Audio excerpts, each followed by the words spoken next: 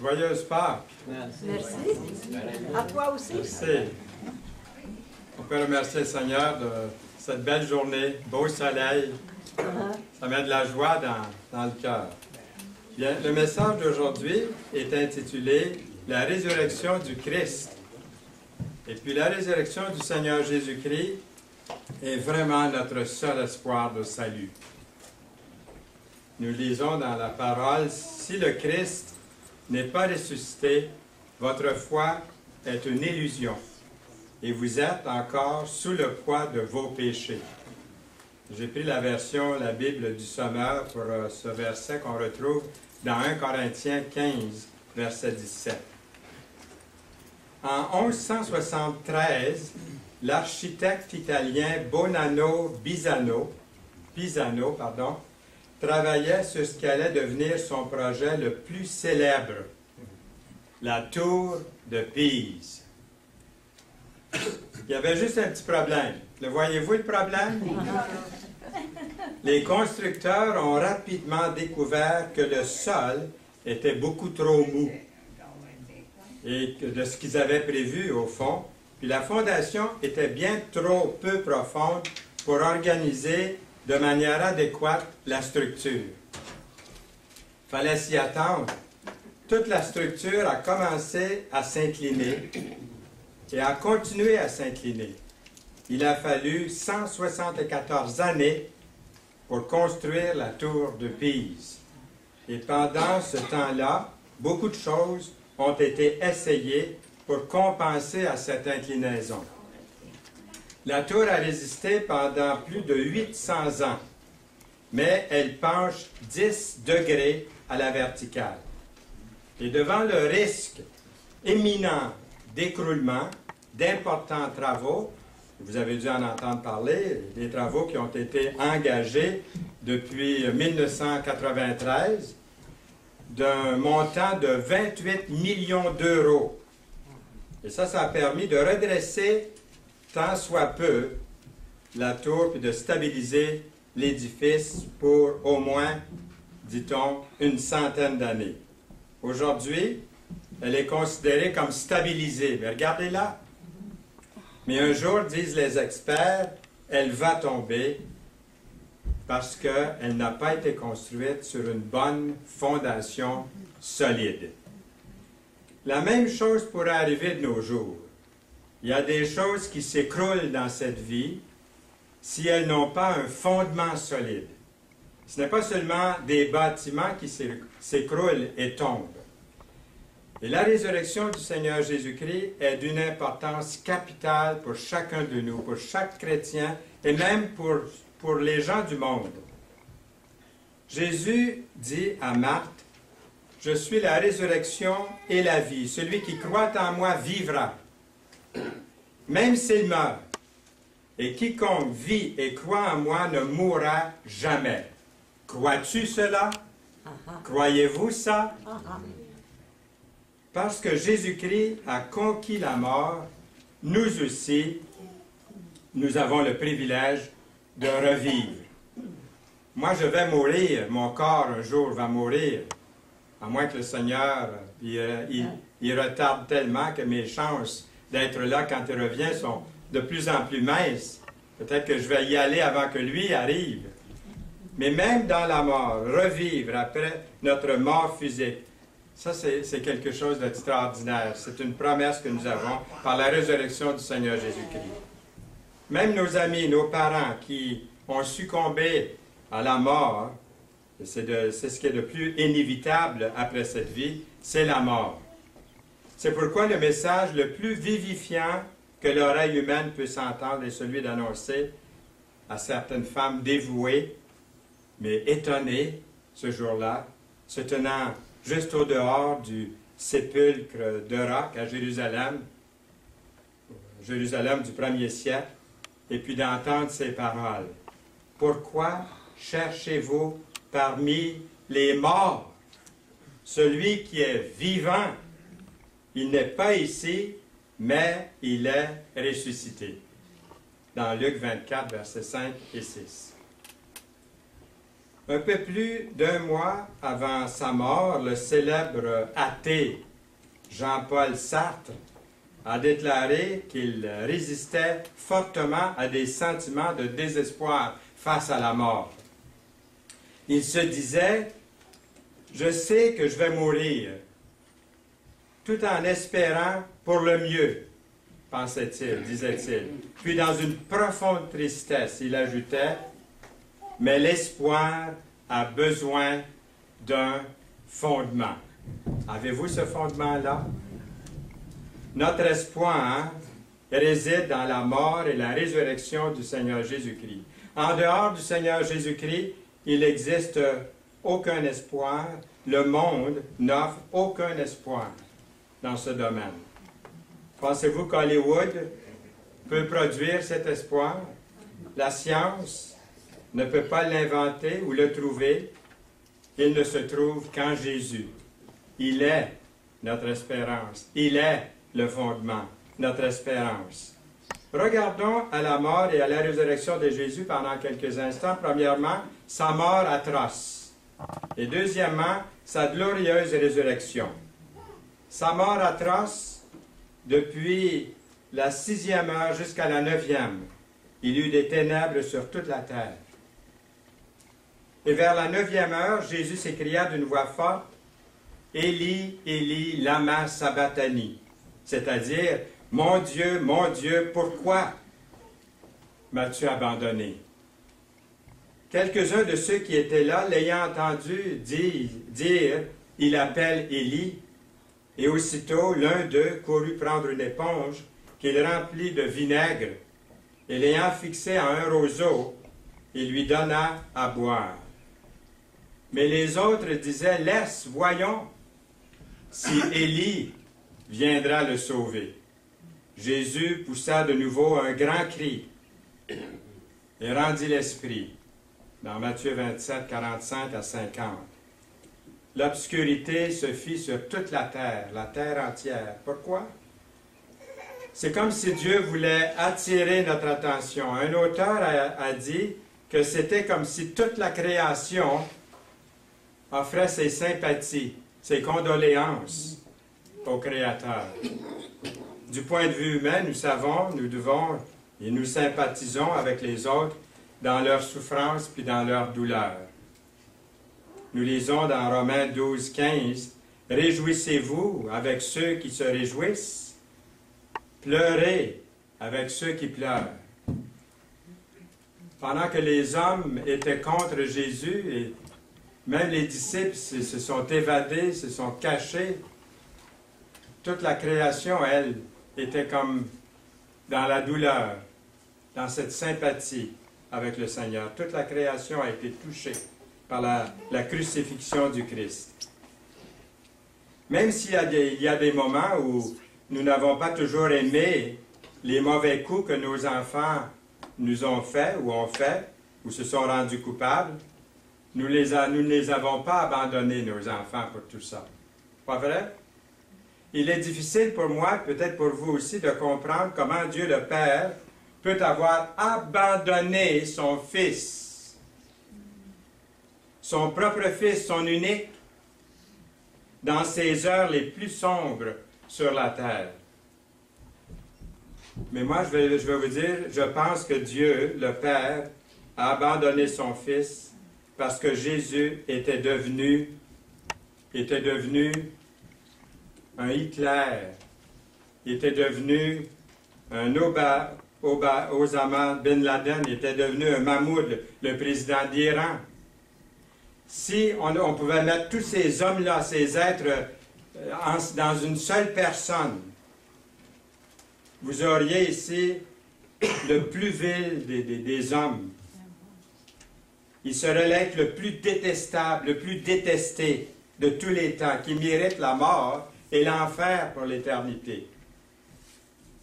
Nous lisons, « Celui qui n'a point connu le péché, il l'a fait devenir péché pour nous, afin que nous devenions en lui justice de Dieu. » Sur la croix, Jésus est devenu le pire de tous les pécheurs. Sur la croix, Jésus est devenu ce qu'il y avait de plus vil au monde. En fait, il est devenu péché de toute l'humanité, de tous les Hitler de ce monde. Et même pire, c'est la raison pour laquelle Dieu l'a abandonné sur la croix.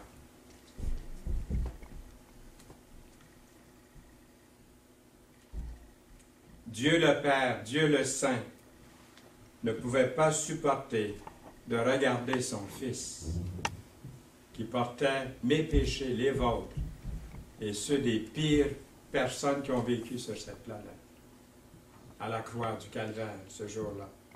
Jésus a souffert la pire de toutes les douleurs, la séparation d'avec Dieu. Certains parlent de l'enfer sur terre, ou que la guerre est un enfer. Non. La chose la plus proche de l'enfer sur terre a été la mort de Jésus sur la croix.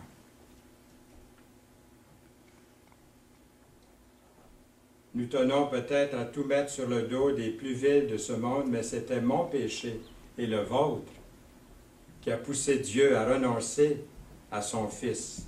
Jésus est devenu notre péché sur la croix. Tout ça avait un seul but, celui de nous donner le salut éternel, celui de nous donner le salut, d'être sauvés, celui d'être pardonné, et d'être pardonné à l'instant où on met sa confiance en lui. Du moment où vous reconnaissez que vous êtes pécheur et que vous vous détournez de votre péché pour vous tourner vers Jésus, le Sauveur, dans cet instant-là, vous naissez de nouveau. Vous devenez une nouvelle personne. L'Esprit entre en vous. C'est ça le salut. Vous dites, c'est si simple. Oui, pour qu'un enfant même puisse le saisir. Est arrivée ensuite la glorieuse résurrection du Seigneur Jésus. C'est un événement et un enseignement fondamental des Saintes Écritures. La résurrection du Christ a toujours été considérée comme l'enseignement central du vrai christianisme. La résurrection du Seigneur Jésus-Christ d'entre les morts est ancrée dans l'histoire de l'humanité. C'est un fait historique incontestable. Un réalisateur du CNN, ça m'arrive d'écouter CNN souvent, c'est un des meilleurs postes au monde, je pense, pour nous transmettre les nouvelles. Et il ne s'est pas gêné pour dire, il existe, son nom c'est Philippe Rosenbaum, il existe d'anciens mythes, écrit-il, dans la littérature païenne, concernant les dieux morts qui arrivèrent à une certaine forme de résurrection, mais aucun autre écrit sacré n'entrecoupe l'histoire de l'humanité de la même manière que la Bible. Ce sont les faits historiques de la vie, la mort et la résurrection du Christ qui séparent la parole de Dieu de tous les autres écrits. Nous lisons dans la Bible, après le sabbat, à l'aube du premier jour de la semaine, Marie de Magdala et l'autre Marie allèrent voir le sépulcre. Et voici, il y eut un grand tremblement de terre, car un ange du Seigneur descendu du ciel vint rouler la pierre et s'assit dessus. Son aspect était comme l'éclair et son vêtement blanc comme la neige.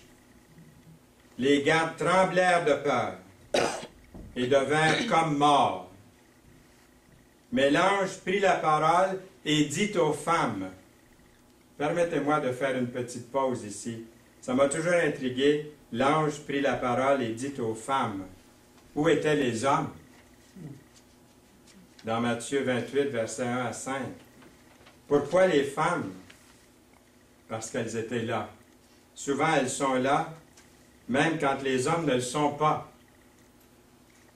Une épouse raconte que son mari a décidé de laver son T-shirt dans la laveuse. C'est peut-être une histoire qui arrive assez souvent, ça. Et quelques secondes plus tard, il entre dans la salle de lavage. Puis il crie à sa femme, « Quel bouton que je dois pousser sur la machine à laver! » Ça m'est arrivé de crier ça, moi aussi, du sous-sol, à Yolande. Elle répond, « Ça dépend! » Qu'est-ce qui est écrit sur la chemise? Il répond en criant, « Les Canadiens de Montréal! » Pensez-vous que les femmes sont plus intelligentes que les hommes? Sont-elles plus intelligentes que les hommes quand il s'agit de laver le linge puis de faire les travaux de la maison? Mais qu'en est-il dans les choses spirituelles? Moi, je connais des églises qui ont été maintenues en vie grâce aux femmes de l'Église. J'en connais une en particulier là, que j'ai dans la pensée, qui a tenu bon grâce aux femmes dans l'Église. Les hommes n'y allaient pas, mais les femmes, oui. Nous pouvons tous apprendre que ces femmes à devenir, on peut apprendre d'elles, à devenir plus attentifs aux choses, quelles qu'elles soient, les rencontres, la louange, les réunions, les services, etc.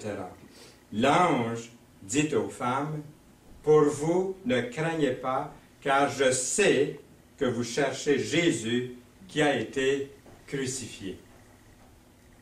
Il n'est point ici, il est ressuscité, comme il l'avait dit. Venez, voyez le lieu où il était couché, dans Matthieu 28, 5 et 6. Ne pas avoir peur, telles sont les paroles de l'ange aux femmes, de ne pas craindre. La crainte est commune à tous. C'est le dénominateur commun qui nous humilie et nous désarme tous à un moment donné. Si nous avons peur, qu'est-ce qu'on vaut à nos propres yeux, aux yeux des autres, mais surtout aux yeux du Seigneur? La peur peut nous paralyser, peut paralyser les gens. Les femmes au tombeau craignaient que leur espoir de revoir Jésus était perdu, leur sauveur était mort.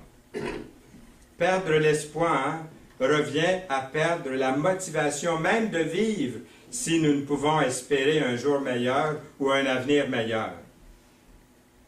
L'ange dit « ne craignez pas ». Au fond, l'ange disait « il y a de l'espoir pour un jour meilleur et un avenir brillant. Votre sauveur n'est pas mort. » Nous avons besoin les uns des autres, comme vous savez, comme les membres de la famille, les amis, mais chacun de nous ici, moi le premier, nous ne sommes pas indispensables. On voit ça quand quelqu'un de très, très important meurt quelques années après, on ne se souvient plus même de son nom quelquefois. Nous ne sommes pas indispensables. Mais il y en a un qui est indispensable.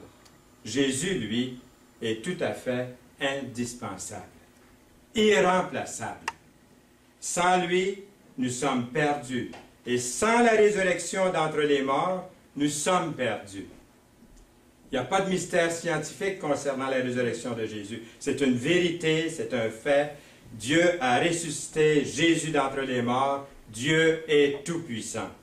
Il peut faire ce qu'il veut, ce qui est bon, et c'est sûrement le plus grand bien que le Seigneur pouvait accomplir dans l'univers pour chacun de nous. La résurrection de Jésus d'entre les morts signifie qu'il fera ce qu'il dit. Il nous donnera la vie éternelle. Le cimetière n'est pas la fin de l'histoire. Il n'est point ici, il est ressuscité, comme il l'avait dit. Venez, voyez le lieu où il était couché. Et allez promptement dire à ses disciples qu'il est ressuscité des morts. Et voici, il vous précède en Galilée. C'est là que vous le verrez. Voici, je vous l'ai dit. Elles s'éloignèrent promptement du sépulcre avec crainte et avec une grande joie, et elles coururent porter la nouvelle aux disciples. Et voici, Jésus vint à leur rencontre et dit, « Je vous salue. » Elles s'approchèrent pour saisir ses pieds, et elles l'adorèrent. Alors Jésus leur dit, « Ne craignez pas, allez dire à mes frères de se rendre en Galilée. C'est là qu'ils me verront. » Dans Matthieu 28, 6 à 10. Concernant la résurrection du Seigneur Jésus-Christ, les écrits du Nouveau Testament ont été scrutés à la loupe et attaqués aussi intensément. Pierre écrit, en effet, nous ne nous sommes pas appuyés sur des histoires habilement inventées, mais nous avons vu sa grandeur de nos propres yeux, dans 2 Pierre 1,16. Thomas désirait la forme de preuve la plus forte. Il dit, si je ne vois dans la marque des clous dans ses mains, si je ne mets pas mon doigt à la place des clous, et si je ne mets pas la main dans son côté, je ne crois pas. Jean 20, 25. Thomas a vu, Thomas a testé, Thomas a cru. Les versets 26 et 28 de Jean 20. Cependant, Jésus-Christ poursuit ce récit dramatique par ces paroles. Parce que tu m'as vu, tu crois. Heureux ceux qui croiront sans avoir vu. Avez-vous vu? Moi, pas. Avez-vous cru? Oui. Ah, c'est là la différence, toute la différence. J'ai cru. C'est ce qui fait la différence entre moi et ceux qui seront perdus pour l'éternité. C'est ce verset 29. Un nommé Heinz Hanegraaff, qui est un auteur chrétien évangélique, il est très très connu aux États-Unis, peut-être moins ici au Canada. Il dirige ce qu'on appelle le Christian Research Institute. Il a écrit ceci. La résurrection n'est pas seulement importante pour la foi chrétienne historique. Sans elle, il n'y aurait pas de christianisme. Il continue en disant, la résurrection élève le christianisme avant toute autre religion du monde. Grâce à la résurrection du Christ, il a démontré que Jésus n'est égal ni à Abraham, ni à Bouddha, ni à Confucius, ni à Mahomet. Jésus-Christ est tout à fait unique. Il avait le pouvoir non seulement de donner la vie, mais aussi de la reprendre, la vie. Conclusion, il a été dit que Henry Ford, tout le monde connaît Henry Ford, hein, fut un génie de l'automobile. Il est arrivé avec de grandes idées et en a fait part à des chercheurs pour le développement de ces idées. Et une de ces idées était le concept d'un moteur dont les pistons seraient opposés pour chaque chambre de combustion plutôt que dans une ligne droite. Les mécaniciens viennent de comprendre ce que je viens de dire. Il a dessiné, lui, Ford, l'idée du moteur V8. Lorsqu'on saisit ça un peu plus, qu'il a proposé à ses ingénieurs. Après avoir quitté son atelier, les ingénieurs levèrent les yeux, se regardèrent l'un l'autre, secouèrent la tête, et puis de voir que leur patron était si ignorant de l'ingénierie de base. Quelqu'un s'est porté volontaire pour aller dire à Ford que son idée était absolument impossible. Ford a répondu, « Faites-le quand même, jusqu'à ce que vous ayez réussi. » Compris? C'est leur boss, il fallait bien qu'il travaille, il a fallu plus d'1 an. Et beaucoup, beaucoup de dessins. Je suis dessinateur industriel de métier, donc je sais à quoi ils se sont attardés, les détails, en voulez-vous, en là, comme vous savez, en dessin. Mais finalement, les chercheurs de Ford sont arrivés avec la conception du moteur le plus puissant de l'automobile que nous connaissions aujourd'hui. Son refus de reconnaître l'impossible a jeté les bases pour transformer une idée en une conception de travail. Ford a été un génie de l'automobile, mais Dieu est le plus grand génie de tous les temps. De tous les temps. Et c'est pour vous, c'est pour moi qu'il est ce maître par excellence. Qui aurait pensé que la mort de son Fils sur la croix serait l'ultime victoire sur le péché, votre péché, sur Satan, le diable, sur la mort et sur l'enfer? Et puis que Jésus serait ramené d'entre les morts vivant. Est-ce qu'il existe dans l'univers quelque chose de plus grand que ça? Tout ce qui compte vraiment, c'est ce que vous croyez, que nous croyons, que nous mettions notre confiance dans la mort et la résurrection de Jésus-Christ.